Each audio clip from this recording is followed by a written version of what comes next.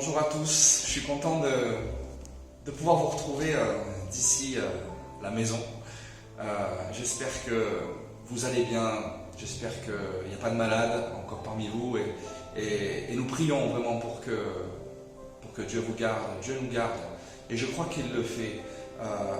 Ne laissons pas la crainte s'emparer de nos cœurs durant ces temps qui sont des temps troublés, que le monde traverse, que nous traversons avec.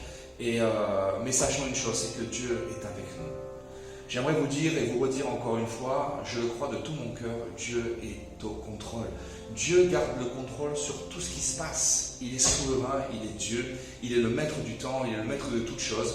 Il y a des choses qui doivent arriver parce qu'elles ont été annoncées. Mais ces choses ne doivent pas troubler nos cœurs. Jésus a dit, je vous donne ma paix, je vous laisse ma paix. Mais que votre cœur ne se trouble point. Moi j'ai vaincu le monde, a dit Jésus.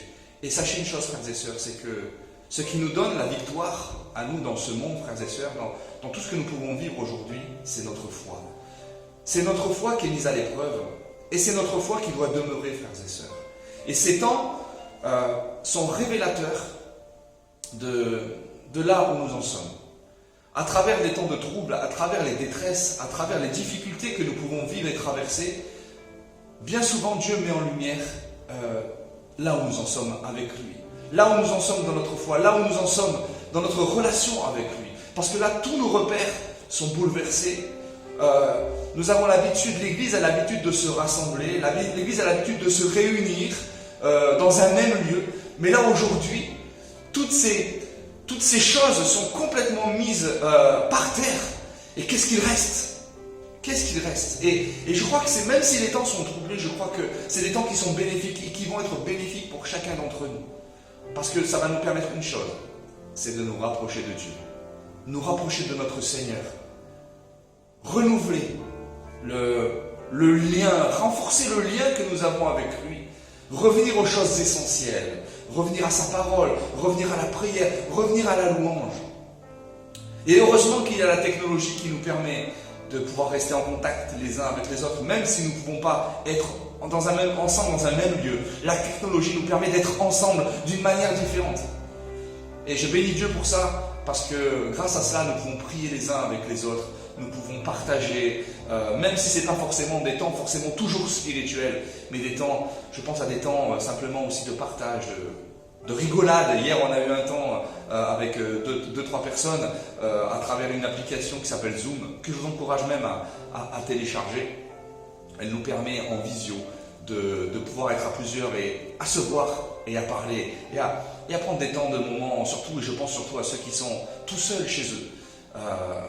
C'est pas des temps qui sont faciles parce qu'être enfermé, confiné chez soi pendant je ne sais pas combien de temps ça va durer, mais c'est pas facile d'être seul. Même si le Seigneur est là, humainement, on a besoin d'être en contact. Et cette application nous permettra et nous permet de pouvoir être à distance, pouvoir partager des moments ensemble. Alors partagez-la, enfin surtout téléchargez-la pour ceux qui peuvent. Et on va voir comment dans les jours qui viennent, comment on va pouvoir prendre des temps en visio pour peut-être prier ensemble, peut-être partager ensemble.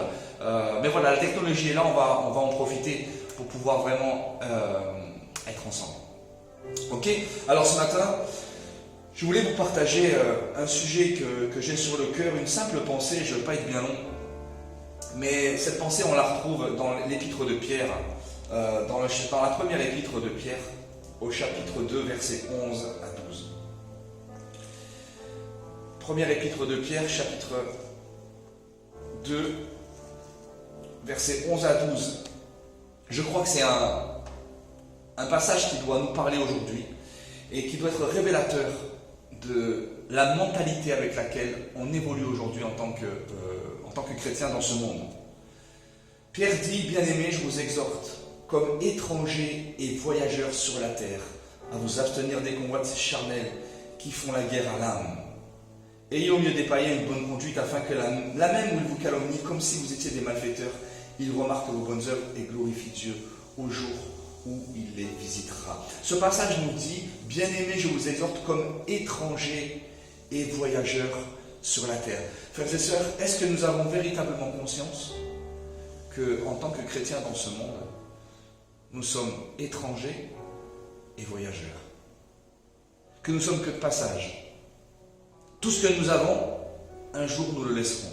Alors oui, nous le disons, nous le disons bien souvent avec la bouche, mais est-ce que nous évoluons véritablement avec la mentalité d'étrangers et de voyageurs? Parce que c'est véritablement ce que nous sommes. Dans ce monde, nous sommes des étrangers et des voyageurs. Nous sommes que de passage.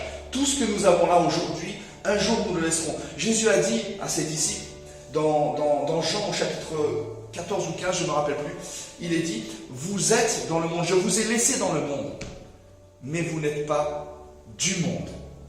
Depuis que nous sommes venus au Seigneur, nous sommes dans le monde. Parce que Dieu nous a laissés dans le monde. Pas juste pour nous dire je vous laisse, voilà, mais nous a laissés bien sûr avec un mandat, une mission. Celle de répandre la parole, la bonne nouvelle de Jésus-Christ. Celle d'emmener les âmes au Seigneur. Ça, c'est la mission que Dieu nous a donnée. Il nous a laissés dans le monde, mes frères et sœurs. Nous devons réaliser que nous n'appartenons pas à ce monde. Et bien souvent, en tant que chrétiens, nous pouvons nous laisser piéger par la mentalité du monde. Et même si inconsciemment, nous ne l'exprimons pas, mais notre manière de vivre nous montre que nous vivons comme si nous appartenions à ce monde, alors que nous ne sommes pas du monde. Alléluia.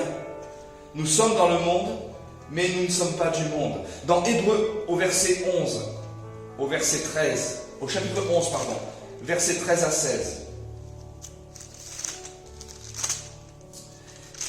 il est dit, en parlant de ceux qui nous ont succédé dans la foi, précédés dans la foi, c'est dans la foi qu'ils sont tous morts, sans avoir obtenu les choses promises.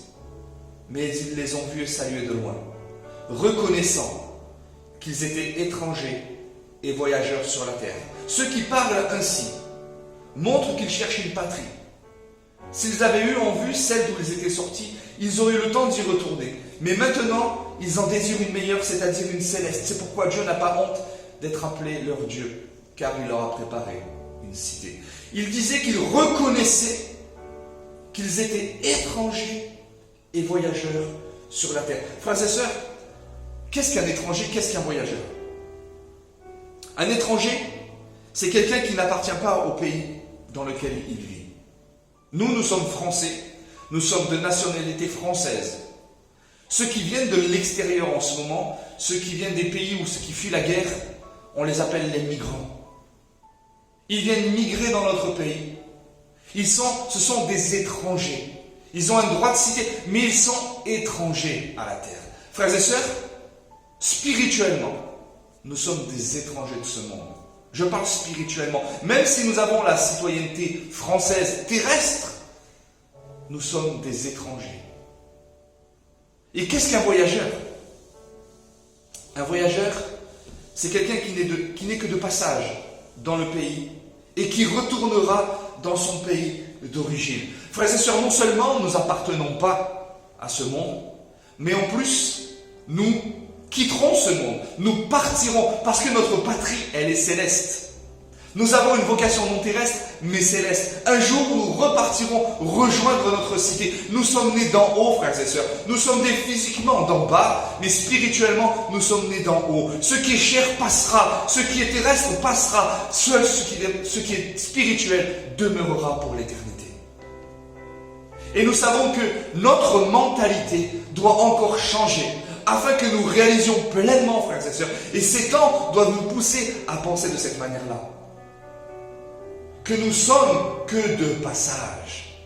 Que ce soit la mort ou le retour du Seigneur qui vienne nous prendre, nous quitterons ce monde pour rejoindre notre patrie céleste, notre patrie terrestre. Alléluia. Quand? J'en sais rien.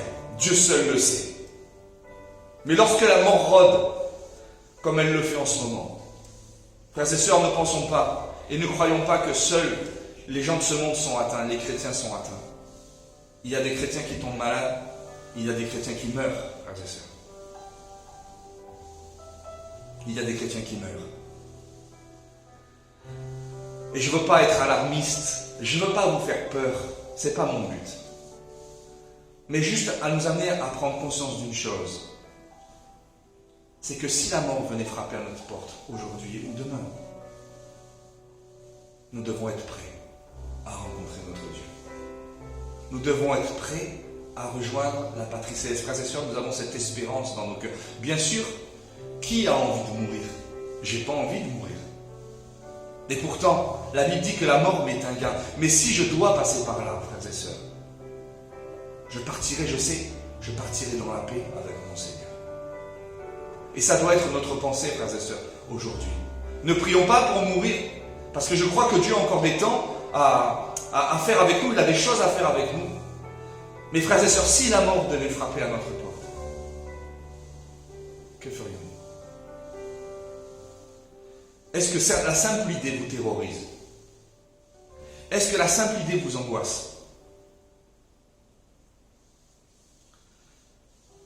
Nous sommes étrangers et voyageurs. Nous sommes étrangers et voyageurs, frères et sœurs. Vous savez, frères et sœurs, la Bible nous dit une chose. C'est que Dieu avait instauré plusieurs fêtes en Israël. Et il y a une fête qu'il a instaurée. Ça s'appelle la fête des tabernacles. Elle est appelée aussi la fête des récoltes. Elle est appelée aussi la fête des cabanes, la fête des tentes, la fête des huttes, selon les traductions. Mais on parle là d'une même fête. Cette fête, elle concerne le peuple d'Israël. Et Dieu avait commandé donc cette fête. Vous pouvez lire ça dans le Lévitique 23. On va le prendre si vous voulez. Lévitique au chapitre 23.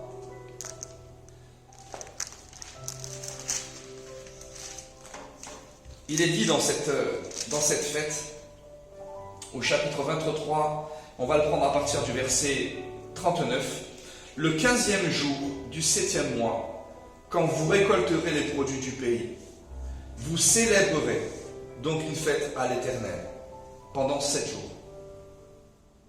Le premier jour sera un jour de repos, et le 8e sera un jour de repos. Vous prendrez le premier jour du fruit des beaux arbres, des branches de palmiers, des rameaux d'arbres touffus et des saules de rivière.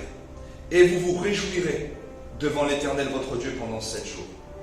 Vous célébrerez chaque année cette fête à l'Éternel pendant 7 jours. C'est une loi perpétuelle pour vos descendants. Vous la célébrerez le 7e mois. Vous demeurerez pendant 7 jours sous des tentes. Tous les indigènes en Israël demeureront sous des tentes, afin que vos descendants sachent que j'ai fait habiter sous des tentes les enfants d'Israël, après les avoir fait sortir du pays d'Égypte.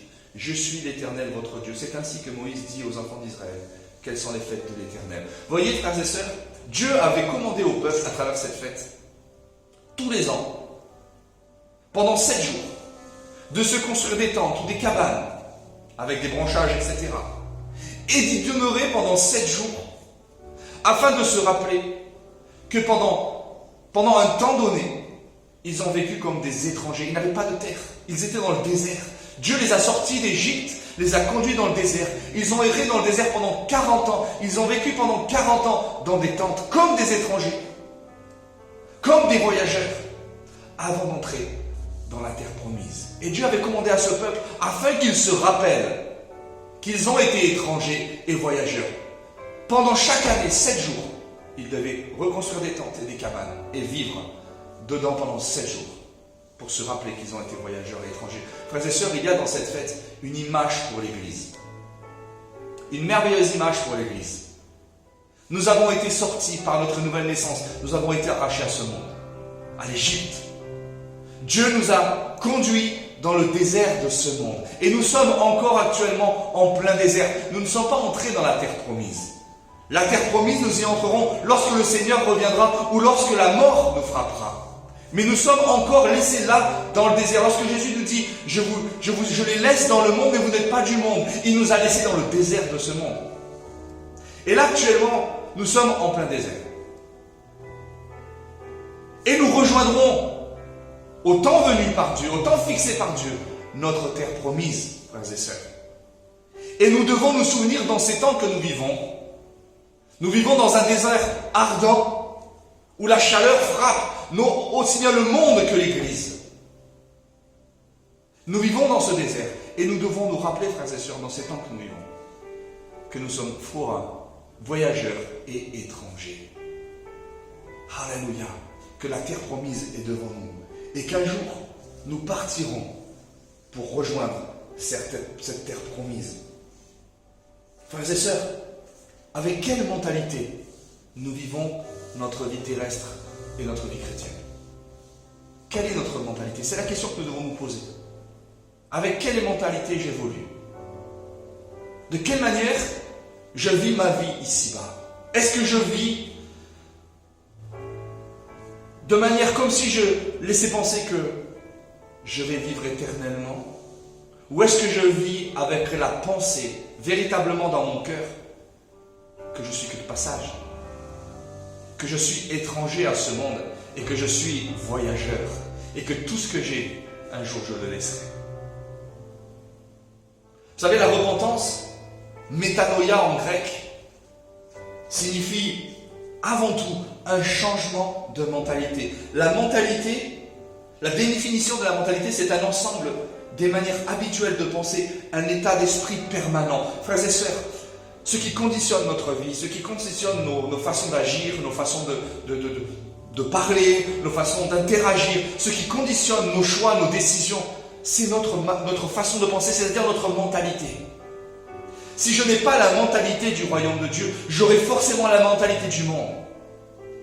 Si c'est la mentalité du monde qui m'anime, je vais penser et agir comme le monde. Mais si j'ai la pensée du royaume de Dieu, je vais penser et agir comme le royaume de Dieu. Et je vais me positionner selon le royaume de Dieu, selon la pensée de Dieu. Notre mentalité doit s'aligner jour après jour avec la mentalité de Dieu. Dans Romains 12, il est dit, ne vous conformez pas au siècle présent, mais soyez transformés par le renouvellement de votre pensée, de votre mentalité, la traduction exacte.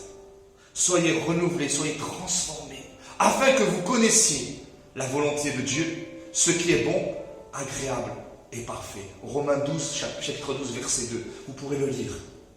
Afin que nous connaissions la volonté de Dieu, ce qui est bon, agréable et parfait. Il faut que notre mentalité change. Je sais une chose, c'est que pour beaucoup de chrétiens, ce que nous traversons actuellement, c'est un choc, l'Église est secouée. Et c'est bien que parfois, elle soit secouée. Parce que ça lui rappelle les priorités. Parce que ça la ramène à l'essentiel. Et ces temps que nous vivons doivent nous ramener à l'essentiel. Elles ne doivent pas nous terrer dans un coin, dans la peur, dans la crainte, mais elles doivent nous ramener à l'essentiel, c'est-à-dire à Jésus-Christ. Elles doivent nous ramener, ces temps que nous vivons doivent nous ramener à ses pieds, dans sa présence. Parce que c'est dans sa présence que nous recevons la paix. C'est dans sa présence que nous sommes rassurés. Ne craignons pas comme le monde, mais au contraire, soyons des témoins pour ce monde, d'une paix qui demeure dans nos cœurs. Alléluia. Une paix qui demeure dans nos cœurs. Oh, gloire à Dieu. Gloire à Dieu. Je ne sais pas ce que Dieu est en train de faire actuellement. Ce que je sais, frères et sœurs, comme je vous disais au début de cette vidéo, il est au contrôle de tout. Et ce matin, j'ai écouté une petite vidéo que Véro a partagée sur le groupe avec Éric Sellerier. Et à un moment donné, du monde, une chose qui m'a parlé. Il a dit que il a parlé de ces deux tempêtes dont nous avons déjà parlé. Je vous en parlais de la tempête que Paul a traversée dans le naufrage. Je crois que c'est dimanche ou dimanche d'avant. Le dernier dimanche où on s'est vu. Et on voit dans Luc, on voit Jésus, à un moment donné, après avoir passé une journée de miracles, on voit que Jésus il emmène ses disciples sur la mer. Il les embarque. Et voilà qu'en plein milieu de la mer, il y a une tempête qui surgit. Jésus savait qu'il allait y avoir une tempête. Mais lui, pendant la tempête, il était en train de dormir. Il savait une chose, c'est que Dieu était au contrôle. Dieu était au contrôle. Dieu était au contrôle. Et ces moments-là que les disciples ont traversés avec Jésus dans la barque étaient des moments où leur foi a été éprouvée. Jésus va leur dire, mais pourquoi craignez-vous, gens de peu de foi? Frères et sœurs, s'il y a bien un moment où nous devons avoir la foi, c'est dans ce que nous vivons aujourd'hui. La tempête frappe ce monde, Mais l'Église est dans le monde aussi. Et parce qu'elle tape le monde, elle frappe aussi l'Église. Nous sommes tous dans le même bateau, tous dans la même barque. Et la première des choses, frères et sœurs, qui est mise à l'épreuve dans ces moments-là, c'est notre foi. Où est notre confiance en Dieu dans ces moments? Nous prenons le psaume 91, nous en parlons souvent, on voit souvent ça sur les réseaux sociaux. Et j'en parlais encore hier avec ma femme, on a eu un petit temps de prière tous les deux hier, et un bon moment, et elle relisait le psaume 91, et les 2 premiers versets du psaume nous disent « Celui qui demeure à l'abri du Très-Haut repose à l'ombre d'El Shaddai, à l'ombre du Tout-Puissant. » Est-ce que nous le croyons vraiment, frères et sœurs? Est-ce que cette parole est profondément ancrée dans nos cœurs au point de susciter en nous la paix? Si nous passons, comme je vous le disais il n'y a pas bien longtemps, notre temps à regarder ce qui se passe sur les réseaux sociaux ou les informations, ne soyons pas étonnés, frères et sœurs, que la paix disparaisse. La paix doit demeurer dans ton cœur, dans mon cœur. Mais si tu fixes les bonnes choses, si tu écoutes les bonnes choses, si les nouvelles te troublent et te font peur, ne les écoute plus. Et concentre-toi sur ce qui amène la paix dans ton cœur, la parole de Dieu. Écoute des prédications, écoute des enseignements qui vont engendrer dans ton cœur la paix et la foi. Alléluia. Celui qui demeure à l'abri du Très-Haut. Frères et sœurs, s'il y a bien un moment où nous devons demeurer à l'abri du Très-Haut, c'est les temps que nous vivons. Demeure, mon frère, ma sœur, là où tu es. Demeure dans sa présence. Prends régulièrement des temps avec lui. Des temps à louer Dieu. Des temps à le prier. Des temps à le glorifier. Mais prends des temps. Prends des temps avec lui. Alléluia. Prends des temps dans sa présence. Et laisse-toi renouveler. Laisse-toi rassurer. Que la paix de Dieu te remplisse et t'inonde. Alléluia. Alors la foi des disciples a été mise à l'épreuve, et la foi des chrétiens de notre temps aujourd'hui, notre foi, frères et sœurs, est mise à l'épreuve. Il y a ceux qui paniquent, mais il y a ceux aussi qui demeurent dans la confiance en Dieu. De quel côté es-tu?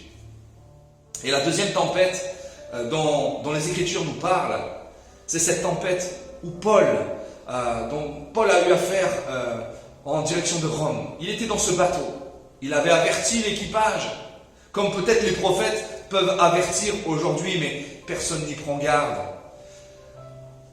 Paul était dans ce bateau, il avait averti l'équipage. Attention, je vois que ce que nous avons traversé ne va pas être sans dommage pour le bateau et pour les hommes. Et voilà que les hommes ont préféré écouter le capitaine de bord, et les voilà embarqués sur un bateau pendant plusieurs jours. Et voilà qu'à un moment donné, une tempête va se lever. Vous avez ça dans le livre des Actes, au chapitre,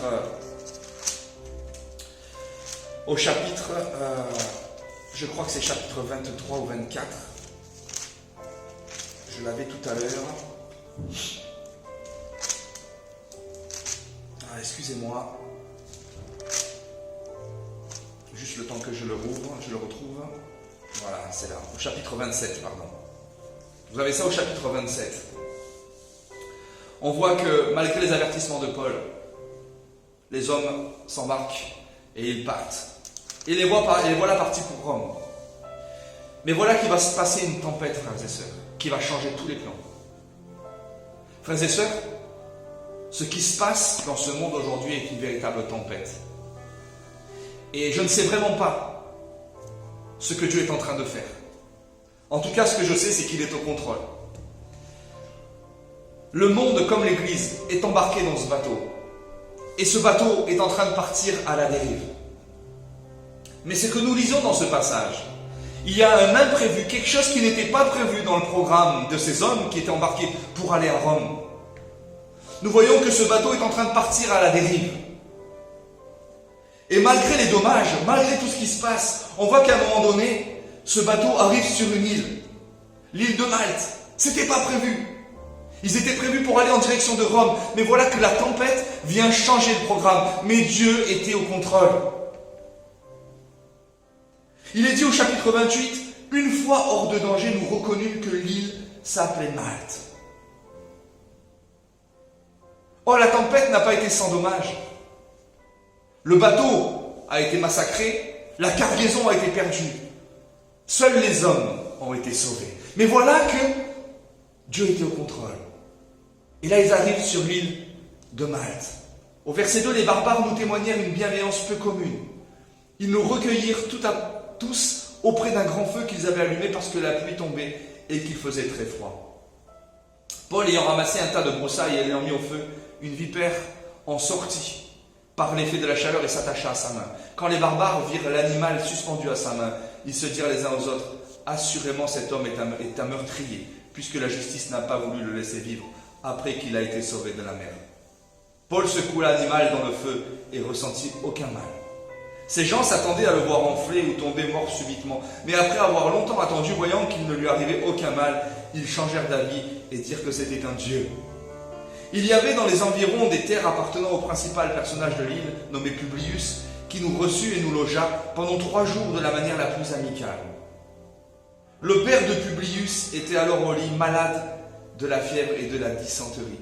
Paul s'étant rendu vers lui, pria, lui imposa la main et le guérit. Là-dessus vers les autres malades de l'île, et ils furent guéris.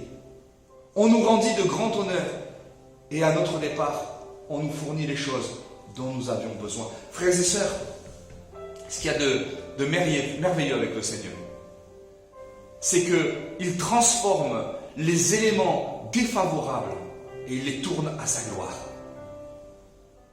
Imaginez la scène. Paul et je ne sais pas combien d'hommes étaient avec lui dans un même bateau. Et voilà qu'ils allaient en direction de Rome. Mais voilà qu'un imprévu va se passer.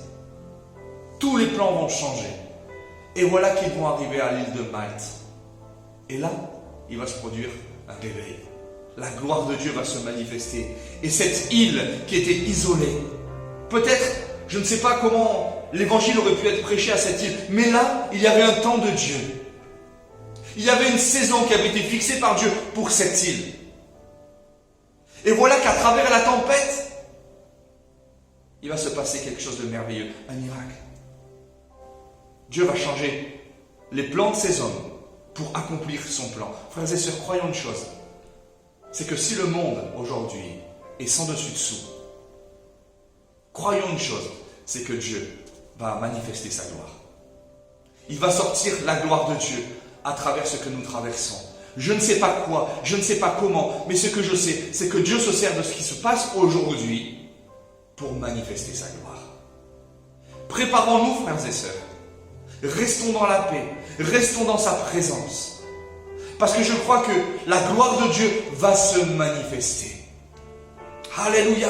N'ayons pas peur, frères et sœurs, de traverser la tempête avec ce monde. Dieu nous promet d'être là, d'être présent avec nous chaque jour. Chaque seconde qui passe, Dieu est avec toi et il est avec moi. Prions pour l'Église, pour ceux qui tombent malades. Prions pour que Dieu les relève, pour qu'ils ressortent plus forts à travers ces temps. Prions pour l'Église qui est terrée chez elle aujourd'hui, qui ne peut plus se réunir, afin que dans les moments qu'elle traverse, la gloire de Dieu soit manifestée. Alléluia! Que ces temps que nous vivons, que nous traversions, puissent servir pour la gloire de Dieu. Alléluia! Oh! Je bénis le Seigneur pour sa parole. Je bénis le Seigneur pour sa parole. Parce qu'il est, je le crois vraiment, il est au contrôle de toutes choses. Frères et sœurs, restons dans la paix. Restez dans sa présence. Restez près de lui. Restons en contact les uns avec les autres. Et laissons Dieu être Dieu. Croyons que Dieu va manifester sa gloire. Alléluia. Son désir, c'est de sauver, de guérir, de restaurer. Et je crois que l'Église qui va ressortir de ces temps sera une Église différente. Une Église plus forte. Une Église plus forte. Frères et sœurs, je me réjouis d'être là dans ce lieu ce matin. Mais sachez que tout ça, c'est pas ça l'Église. Et je sais que vous l'avez compris. Mais c'est bon de se le rappeler. Que le bâtiment dans lequel je suis ce matin, et dans ce bâtiment où nous avions l'habitude de nous réunir, c'est pas ça l'Église. L'Église, c'est vous et moi. Chaque pierre vivante que nous formons, nous sommes l'Église. Et je crois qu'il est temps que notre pays et même le monde vivent peut-être l'Église autrement. Nous puissions vivre et que nous puissions vivre l'Église autrement par sa grâce. Alléluia, j'espère que ce temps vous a fait du bien. Je prie vraiment pour que ce message vous encourage. N'hésitez pas à mettre vos commentaires lorsque je l'aurai posté. Je pense la poster dimanche matin. Et voilà, mais seulement que je prie vraiment pour que ces quelques paroles que j'ai sur le cœur vraiment vous encouragent, vous fortifient, vous bénissent et qu'elles vous donnent vraiment de réaliser, frères et sœurs, encore une fois, que nous sommes forains et étrangers. Nous sommes des voyageurs. Des voyageurs qui attendent qu'une seule chose, c'est de rejoindre leur patrie. Le temps vient bientôt, frères et sœurs, je le crois. Le Seigneur est à la porte. Les signes sont là, d'autres ne sont pas encore accomplis, mais des signes viennent. Je ne sais pas encore combien de temps nous devrons attendre avant son retour, frères et sœurs, mais peu importe. Continuons, frères et sœurs, à chercher sa face. Prenons conscience que ce monde passe, que tout passe, mais que celui qui demeure, comme dit les Écritures, c'est celui qui va demeurer éternellement, c'est celui qui fait la volonté de Dieu. Alléluia. Que le Seigneur vous bénisse et je vous